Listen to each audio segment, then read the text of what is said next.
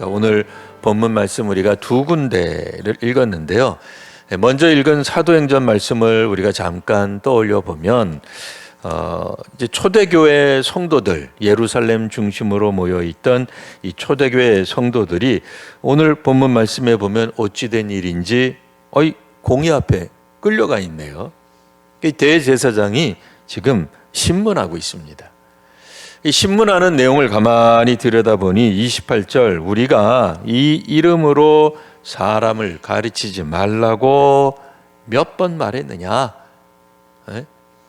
이 이름으로 누구겠어요? 예수님의 이름으로 절대로 가르치지 말라고 언급했다.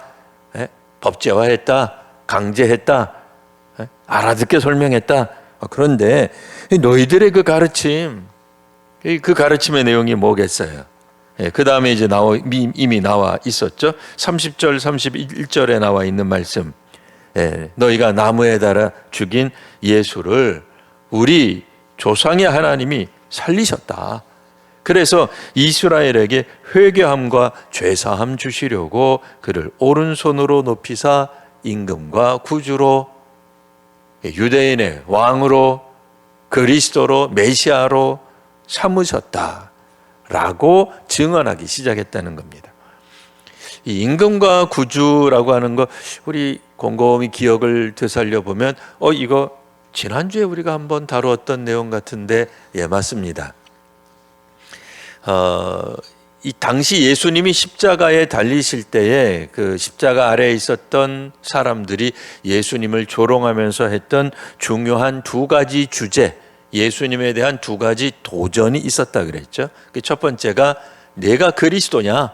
그리스도라면, 메시아라면, 그리스도와 메시아는 우리말로는 분명 다른 말이긴 합니다만 하나는 헬라어고 하나는 히브리어예요. 그러니까 같은 말이에요. 그리스도, 메시아. 그러니까 유대인들은 메시아라는 말이 이제 훨씬 더 입에 익을 거고요. 그 다음에 헬라 말을 사용하는 사람들은 그리스도. 우리는 헬라 말 사용하는 건 아니지만 그냥 우리도 그냥 그리스도, 이게 훨씬 더 입에 익습니다. 그러나 메시아도 정치적 메시아가 있고 경제 문제를 해결하는 메시아가 있듯이 그리스도도 마찬가지예요. 사실 같은 개념이에요. 그러니까 그런 능력자라면 정치적 그리스도, 경제적 문제를 해결할 그리스도라면 십자가에 내려와서 한번 구원해 봐라. 그 내용이었죠. 그리고 두 번째가 내가 이스라엘의 유대인의 왕이라면서 하는 그런 조롱하는 말이 있었죠. 근데 이 두 가지가 조롱하는 말이기도 하면서 사실은 예수님이 이 땅 위에 살아계셔서 활동하실 때 공생의 사역 기간 중에 은근히 제자들이 좀 알아줬으면 하는 내용이 바로 유대인의 왕이요 그리스도이신 메시아라고 하는 거죠. 그래서 복음서에서도 보면, 특별히 마태복음 보면 예수님의 족보에서도 나오는 건 뭐예요? 그가 왕의 후손이다. 이제 그런 얘기를 하고 있는 거고요.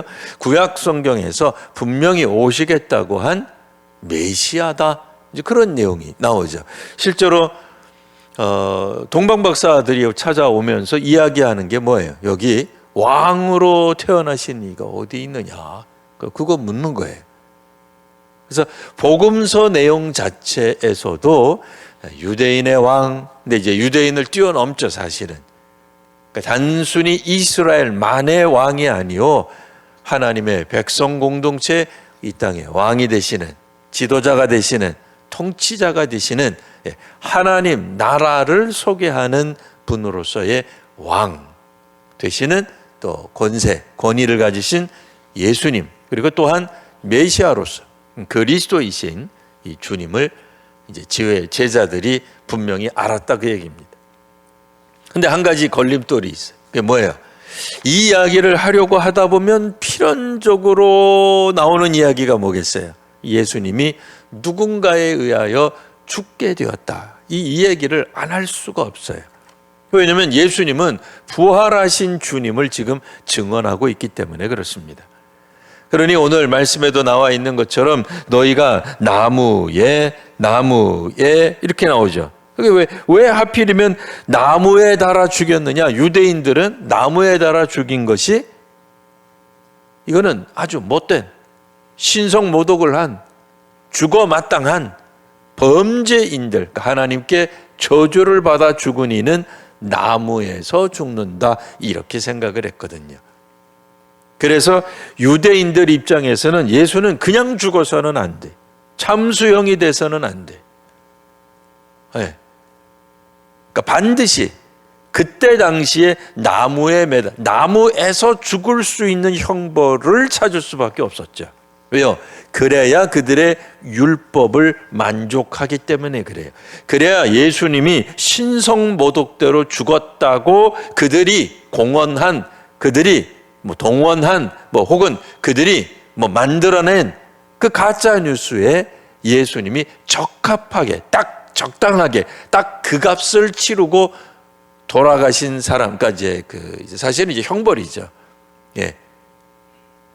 죄에 대한 형벌을 적당하게 받은 것이 바로 십자가형. 물론 이제 십자가형은 로마의 형벌입니다. 유대의 형벌은 아니고 로마의 형벌인데, 마침 유대인들이 생각하기에 기가 막히게 나무 위에서 운명하도록 되어 있는 거예요. 그러니까 딱 맞는 거죠. 마치 자신들을 위해서, 그런 건 아니에요. 십자가형은 굉장히 참혹한 형벌입니다. 왜냐하면 고통을 최대한 오래 고통할 수 있도록 만든 아주 어떻게 보면은 아주 잔인한 형벌이에요. 물론 형벌을 사형을 우리가 어떤 건 좋고 어떤 건 나쁘다 이렇게 말을 할 수는 없겠습니다만, 차라리 그냥 한 번에 그냥 참수형, 그게 나을 거예요. 차라리 한 번에 우리가 참수 당하자는 게 아니에요. 그런 얘기는 아닙니다. 고통스럽고 무섭고 두렵긴 하겠습니다만, 그냥 순식간에 목숨을 앗아가니 차라리 그게 낫지. 이 십자가형은 보통 3일, 고대 문서에 의하면은 어떤 사람들은 일주일까지도 그 고통을 당하면서 십자가형을 당한 사람들이 있었다라고 내요. 이게 얼마나 이 참혹한 아주 끔찍한 형벌이냐 말이죠. 근데 유대인들은 예수님을 보다 더 많이 고통을 받게 한다는 데 목적이 있었던 것 같지는 않습니다. 그러니까 그것보다는 나무 위에서 달려서 죽어야만 유대인들의 세계관, 유대인들의 가치관에는 그것이 바로 하나님께 저주를 받아 죽은 것이다. 저주를 받아 죽어 마땅한 사람은 누구예요? 그거는 신성모독한 사람, 하나님을 함부로 아버지라 이야기하고 자신을 그리스도라고 사칭한 사람이 될 것입니다. 그러나 이 이야기는 그거는 반대하는, 예수님을 반대하는 유대인들 입장이요, 또 로마 사람들 입장이지 우리로서는 하나님의 하시는 일, 하나님께서 하시는 역사를 이야기하지 않을 수가 없을 것입니다. 오늘날 우리 전 세계, 우리나라를 포함해서 전 세계에는 이 증인 보호 프로그램이라고 하는 게 있습니다. 이게 뭐겠어요? 각종 사건이나 사고의 피해자, 피고인, 신고자 혹은 관련자들을 재판이든 사건이 해결될 때까지 숨겨주는 거예요. 보호해주는 거예요. 보호해줘야지 그 사람의 신분을 언론에 노출시키고 이름이 뭐라 그러고 어디서 산다 그러고 주민번호 알려주면 그거 큰일 나지 않겠어요? 가끔 우리나라에서도 이 언론을 보다가 보면 어떤 사람이 아무 죄 없는 어떤 그 여성을 뒤에서 그냥 냅다 그냥 공격을 해가지고는 정신을 잃게 하고 몹쓸 시도했다가 어쨌든 잡혔어요. 근데 그 사람이 계속 이야기하는 게 뭐라는 거예요? 감옥에서도 동료들에게 자기가 어쨌든 이 소송하는 과정에서 피해자 인적사항을 자기가 알게 되었다. 내가 언젠가는 이제 교도소에서 출소할 터인데 가만 안 두겠다. 그게 말이 됩니까? 그게 황당한 거죠. 어떡하라는 거예요? 우리나라에서 무서워서 살 수 있겠습니까? 이 증인 보호 프로그램이 사실은 분명히 잘 돼야 돼.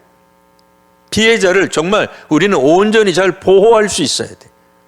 함부로 피해자의 신분을 그의 어떤 신상을 노출하는 것, 그거 정말 어려운 일입니다. 옛날 같은 때는 어떻게 했어요? 범인하고 재판 과정에서도 증인하고 마주보게 하고 이야기하게.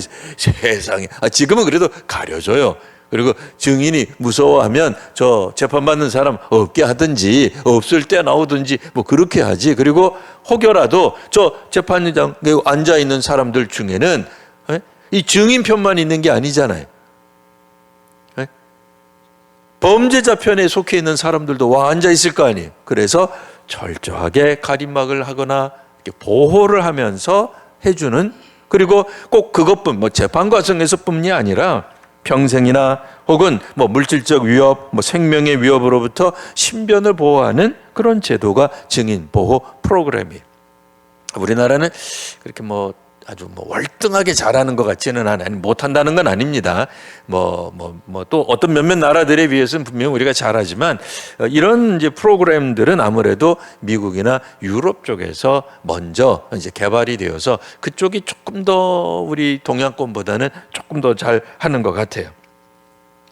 여하튼 이런 제도가 없다면 범죄자 검거와 재판에 큰 영향을 아무래도 미치겠죠.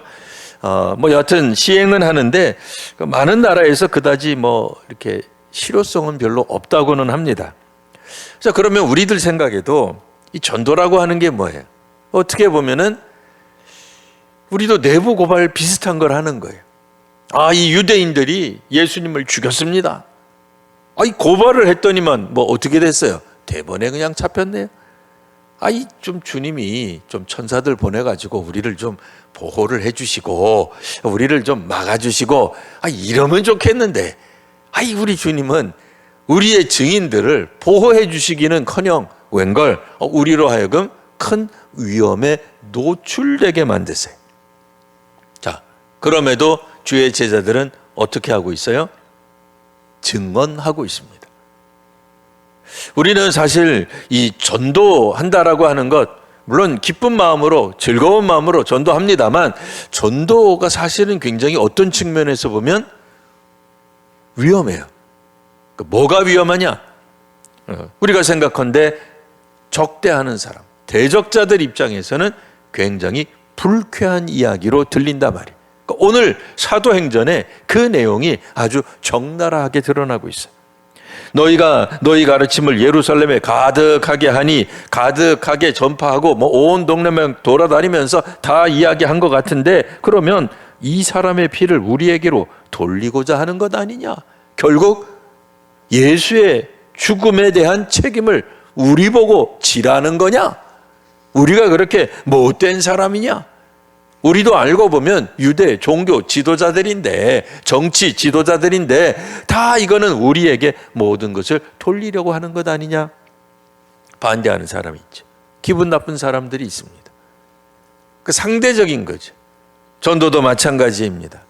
대표적으로 우리가 전도할 때 가장 타격을 받는 세력, 계층이 있어요. 어디겠어요? 악한 세력이죠. 우리가 이렇게 얘기하면 악한 세력은 뭘까? 이건 범죄 집단? 악당? 그게 아니죠. 영적으로 악한 세력이 있습니다. 물론 교회를 다니지 않는 사람들은 이 말이 별로 피부에 와닿지 않을 거예요. 왜요? 영적인 거? 귀신? 악한 영? 사탄? 악마? 그까지 있나? 그런 게 있나? 있기는 있는 건가? 이런 생각하실 수 있어요. 아니에요. 실제 합니다. 우리가 성경을 인정하고 천사의 존재를 인정하고 하나님의 나라와 하나님의 권능에 동참하는 천상의 존재를 인정한다면 그 반대 세력이 적어도 존재한다는 것에 대해 인정할 수 있으셔야 돼요. 갑자기 우리가 악한 영에 대해 나가서 싸우고 하자 그런 얘기를 하는 건 아니에요. 하지만 적어도 전도할 때에 그냥 순수하게 그냥 잘 술술 풀리지만 않는다, 그 얘기예요. 전도는 결코 은혜 충만한 상태에서 벌어지는 것이 아닙니다. 하나님이 우리가 전도하는 상황을 다 길을 닦아놓고 그냥 나가서 그냥 뭐 아무나 붙잡고 전도하기만 하면 그냥 그 사람들이 복음을 받아들이고 다 교회로 출석하고 신앙생활하는 게 결코 아니다, 그 얘기예요. 전도하게 될 때 우리는 말할 수 없는 반대에 부딪힙니다. 끔찍한 반대에 부딪힙니다. 아주 악한 사탄의 방법에 우리는 노출되기 시작합니다. 안타깝게도 악마와 그의 군단들에게 우리 성도님들의 신상은 다 공개가 되어 있어요. 어느 정도까지 공개가 되어 있어요? 과거에 우리가 저지른 부끄러운 일까지 다 공개가 되어 있어요. 그래서 기도를 정말 우리가 진지하게 기도를 시작하게 되면, 기도의 깊은 곳으로 들어가게 되면 사탄은 그때 성령만 역사하시지 않죠. 사탄은 그때 우리 기도하는 사람들에게 무엇을 기억나게 해요? 우리의 부끄러운 부분을 기억나게 해요. 그건 날 공격할 때예요. 더 황당한 것은 남을 공격하기도 해요. 기도의 깊은 곳으로 침잠에 들어갈 때에 웬걸, 우리 목사님, 우리 장로님, 우리 권사님, 이야 하면서 말할 수 없는 그 부족한 것들, 연약한 것들을 쫙 리스트를 뽑아줘요. 왜요? 우리는 지금 기도하는 가운데 영이 맑거든요. 하나님 앞에서 우리가 지금 쓰임받고 있거든요. 성령에 사로잡혀 있다고 착각하는 순간 우리에게 교만이 슬그머니 들어와요. 희한하죠?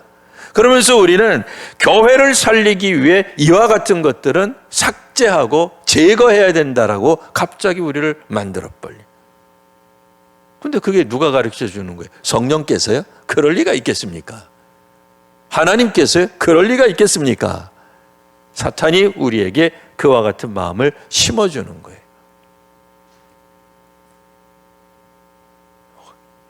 오늘 사도행전에서는 사회가 그렇게 했어요. 유대 사회가 그렇게 했어요. 유대 사회가 어떤 사회예요?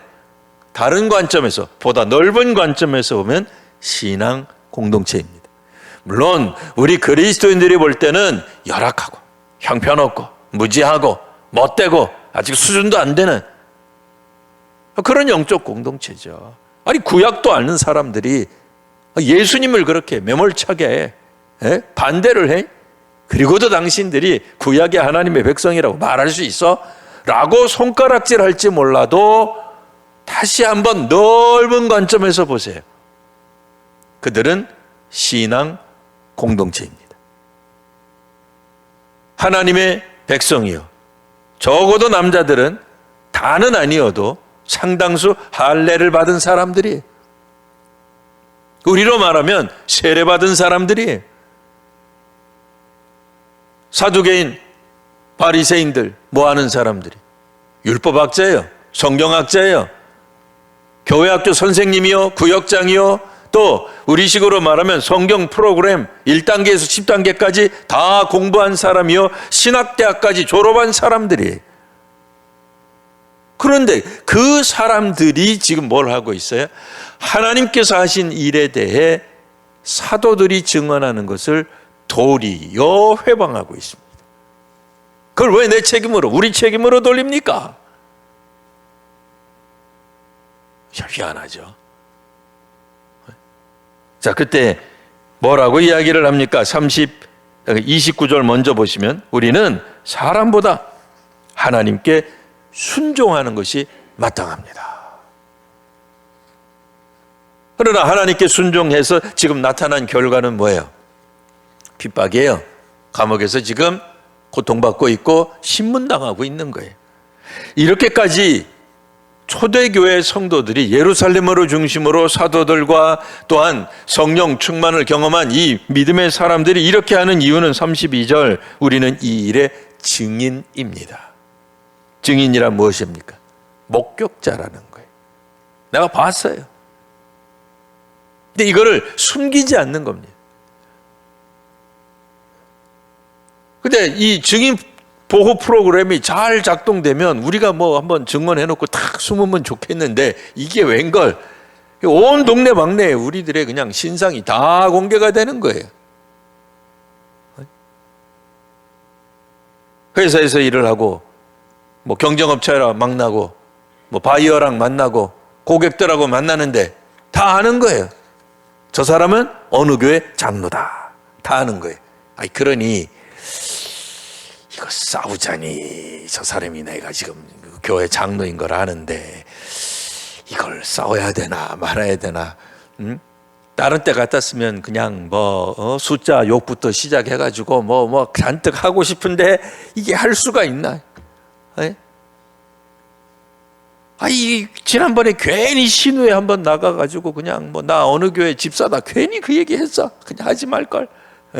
괜히 얘기하는 바람에 아니 저 옆에 아무개 박 부장이 말도 안 되는 이야기를 하고 자기가 할 일을 남한테 시키는데 이거 가서 치받을 수도 없고 이거 어떻게 하면 좋아요? 학생이다 말이에요. 우리 부모님이 어느 교회 목사라는 거예요. 다 알아버렸어요. 애들이 그냥 학교 선생님도 다 알았어요. 근데 성적이 너무 나빠. 물론 이제 그 학업 성적이 그 사람의 인격을 대변하는 건 아닙니다. 제가 드린 말씀은 사실은 예를 들어서 반에서 20등 할 수 있는데 얘가 공부를 스스로 안 하는 걸 본인이 아는 거예요. 그래서 하위권이 그럴 수 있잖아요. 그러면 친구가 보기에도 자기가 보기에도 선생님 보기에도 이거는 너무 노력을 안 하는 거예요. 너무 안 하는 거예요. 그거는 안 되죠. 지능이 있는데 재능이 있는데 능력이 되는데 안 하는 건 문제죠. 게으른 건 문제죠. 자, 그러니 여기에서 우리가 증언한다고 할 때에 분명히 악한 사회, 악한 사람들, 악한 영들의 반대가 있다는 걸 지금 오늘 우리가 잠시 배웠습니다. 그럼에도 믿음의 사람들이 이 일을 해낼 수 있는 것은 뭐예요? 32절 중간쯤 보시면 하나님이 자기에게 순종하는 사람들에게 무엇을 주신다고 말씀하셨죠? 성령님을 주십니다. 그냥 아무에게나 그냥 지나가면서 우리들이 주시는 게 아니라 순종하는 사람에게 성령을 주십니다. 우리가 성령이 우리에게 함께 있을 때에 비로소 우리가 전도할 수 있습니다. 전도는 단순히 전도지를 나누어 주는 것에 그치는 것이 아닙니다. 왜냐하면 우리의 신상이 공개되는 일이기 때문에 그래요. 그 얘기는 뭐예요? 우리의 삶으로, 우리의 인생으로, 우리의 전 생애를 바쳐서 전도하고 있어야 되는 거예요. 물론 우리는 그 손에 전도지가 쥐어질 수 있습니다. 전도지로 전도하는 건 나쁘다 그런 얘기 하는 게 아니잖아요. 전도한다고 하는 삶은, 전도지를 가지고 나아간다고 하는 삶은 세상 사람들에게 적어도 지나가는 어떤 사람은 내 얼굴을 기억할 수 있어요. 몰랐는데 학교에서 만날 수도 있어요. 마트에서 만날 수도 있어요. 어디 길 가다가 버스 정류장에서 그 사람은 나를 보고 알 수 있는 거예요.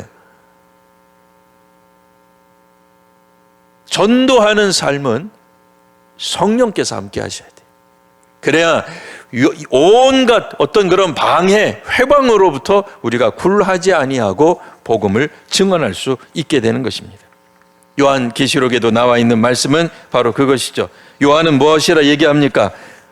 주님의 보좌 앞에 7 영이 있습니다. 성령께서 계십니다. 교회에는 성령이 함께 계세요. 그리고 그 충성된 증인으로 제일 먼저 되신 분이 누구예요? 예수 그리스도예요. 교회는 성령으로 움직여야 됩니다. 성령이 없이는 교회라 말할 수 없습니다. 교회의 교회됨은 성령께서 함께 하셔야 돼요.